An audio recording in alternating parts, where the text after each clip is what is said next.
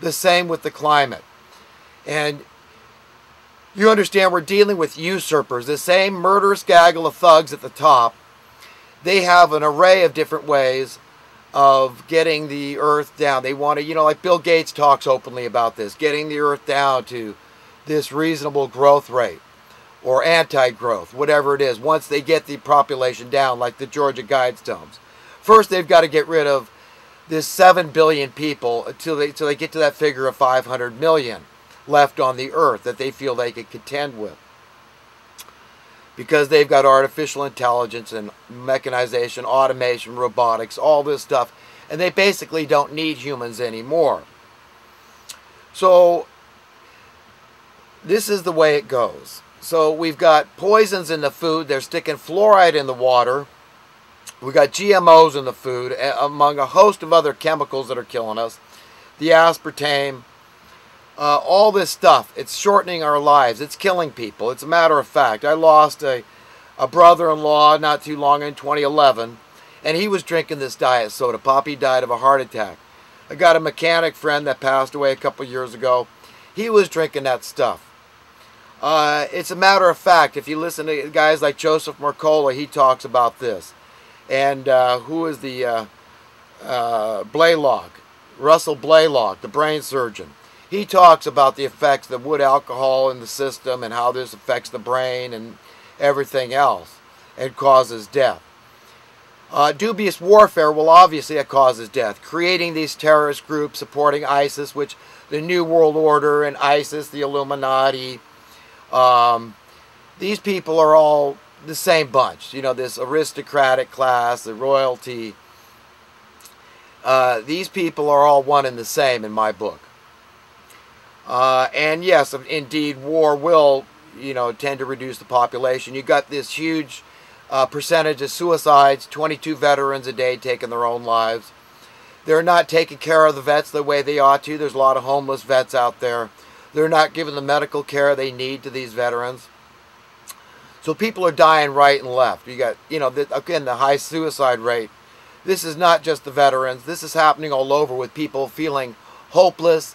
They feel like, well, the best gift I can give humanity, which is the earth, is to just take my own life because the earth is overpopulated. I believe that line of bull. So I'm going to go out and take my own life as a service to humanity, which is absurd on its face because you are part of humanity. And the idea of you taking your own life is not the solution for humanity. We've all got to understand that ultimately what we're after here is a semblance of happiness, real, true happiness, which has to be sanctioned from on high. And we have to understand the will of our Creator, which is essentially our owner, our divine parents. We being the children of God, made in the image and likeness of God. We have to tap into basic things like logic and reason and common sense when it comes to understanding the heart and mind of God and what God's will is for us. It's all interconnected into economic principles. These are the most important things to understand because, like Jesus taught, the root of all evil is the love of money. And these top dogs are the ultimate money lovers. These are the money masters.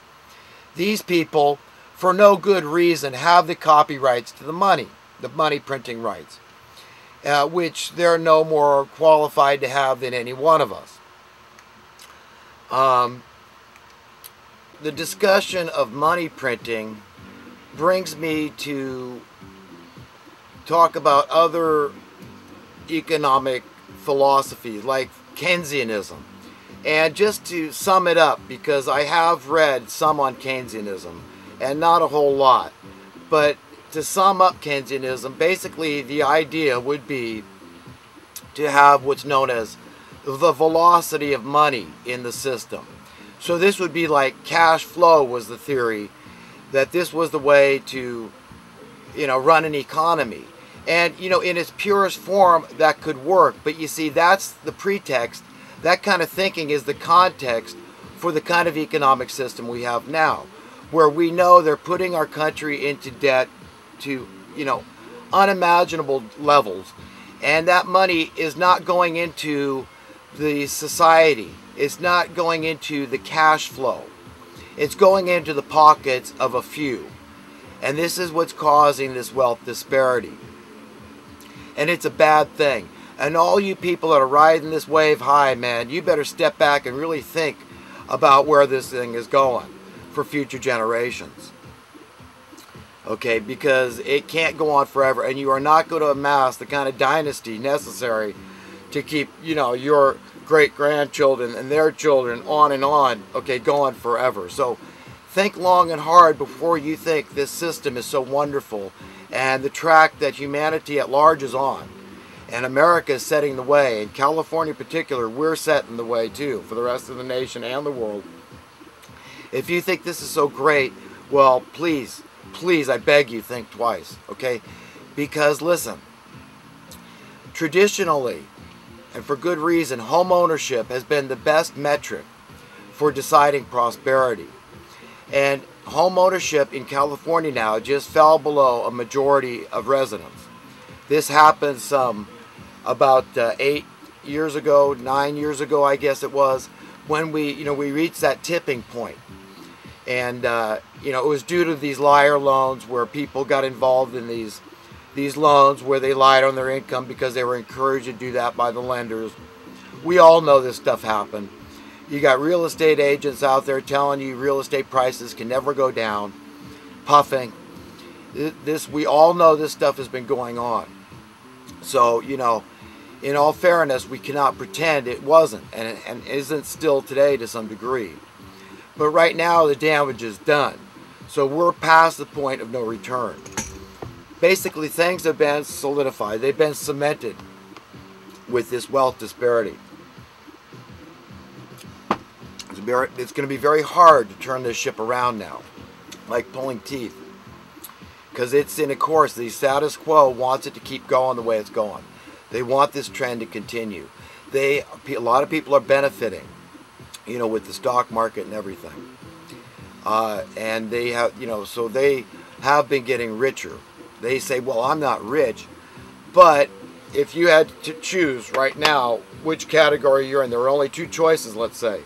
You're either rich or poor. You're either franchised or disenfranchised. You're either status quo or you're not.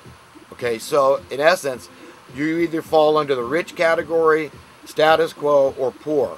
You've benefited from the thievery, the theft of the wealth of the nation, or you have not benefited. Your situation has gotten more dire, more hopeless seeming. And, this is just the way it works. So, as far as Keynesianism goes, in its purest form, it could actually work. It's like the bowl of money in the center of every town philosophy I've come up with. And if you say, okay, well, this is just a game. This is all, money is actually innocent. And it's all about, what we're told it's about, facilitating exchange. So it's all just this innocent game we play with money. Don't fret. Don't worry about it. Don't get your hackles up here. Okay, so let's play the game. There's a bowl of money in the center of town. And humanity collectively has put their conscience first instead of greed and avarice first. And only people willing to live by conscience will be welcome to the bowl of money. The others are left out. You can see where a system like that would work. Okay, but it has to mean that we're not hypocrites. It has to be that we're willing that others have the same things that we want, and that those things need not be measured in terms of money. All this does is psych us out. And we cannot underestimate the pernicious nature of being psyched out by these people. It cannot be overstated that this is has very serious implications for all of us, individually and collectively, when we let these people psych us out the way they have. Getting our minds all wrapped up in money. It's all about money, isn't it? It's all about money. Going out and making money and going out and spending money. I mean, this is our whole reality. And it's like, my God, help us. Help humanity collectively. I care about people. I love people. It's an instinct God put in me. I can't run from it. I'm compelled to do something. You know, speaking out in these videos, no matter if anybody listens to me or not, is the most important thing I deem that I do in the sight of God. It's it. I've got to get it off my chest. I'm commissioned to say something, to not just be silent, because if I'm silent, I become complicit. I cannot just go along with this system. So many great people through history have stated that, look, the level of tyranny you tolerate is equivalent to the level of tyranny you'll get. And that tyranny is measured, again, in terms of economic policy. And economic policies could easily be changed so that the wealth disparity shrank, just by having accountability, by teaching people to value integrity, to value, you know, an honorable character and a conscience, okay? Basically to value their soul. And that's not a religious statement. I mean, that's just saying, look, there's this whole other component to human beings that's not physical, it's not material, and it is spiritual. It is our true essence. It's your heart and your soul, your spirit, your mind. It's truly what you are. It's the cosmic, eternal part of you that God loves, that He's after. He's after the affections, the attention of that entity, of that, you know, that essence.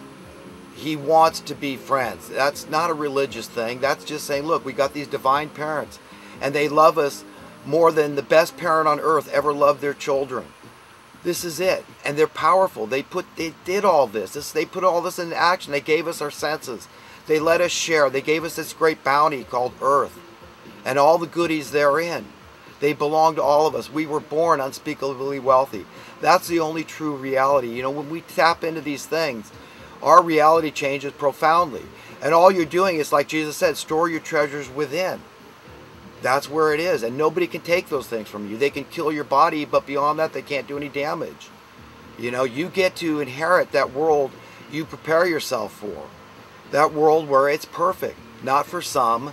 It's perfect for everybody. That's the only way that we will ever find true happiness. True happiness is comprised of many different components. We need freedom. We need to be born not beholden to anyone, and certainly not these cruel overlords, these money masters. It's that simple. They wouldn't be able to get away with their dubious warfare. They wouldn't be able to get away with indebting nations and individuals. They wouldn't be able to get away with all this high crime, of which solving these problems would be far cheaper than allowing them to continue to perpetuate and proliferate. Okay? You take Section 8 housing as an example. It'd be much cheaper to buy people houses because eventually the house gets paid for than it would for the government to step in there like this snake eating its tail, you know, seeing this problem getting worse. It's not getting better. It's not doing what we've been told. It's not changing. And so these people are just, they're throwing in the towel. They're saying, that's right, we lied to you, we cheated. It's over, you know, it's just, we're out now. We're fascist and we're mean, and we would set up a police state. We would federalize the police if we could. We would do all these things. We would end posse comitatus, all this thinking about, you know, the public being the militia, and we have a duty and a right to protect others on an individual basis. It's doing what a man needs to do. That's all a woman needs to do, whatever the case may be.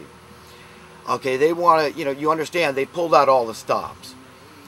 You know, it's balls out. I'm sorry, but, you know, this thing is just in-your-face tyranny at this point. We've all got to get this. So these people could not live in a Keynesian, you know, and have it work. Because, again, it would mean that bowl of money. And anytime you needed money to pay for a service or a commodity, you would go to that bowl of money. You see how this thing could work? And it would nullify this game. It would expose it. And we'd all get bored and stop playing it. We'd just go, you know, instead of having this middleman, this bowl of money we've got to go to get what we need, this power we need to pay for our services, to pay for our commodities, we simply take it and then it goes back. And everybody that receives any of that money for your goods, for your services, you simply put, that's a central treasury. You understand? And it goes right back in there. So it's always there. And we have a higher level of productivity, plenty for everybody, and we don't wreck up the earth. because I do believe in it being a good steward of the earth, like the Bible says even. It goes so far to say those that destroy the earth, the Lord will destroy.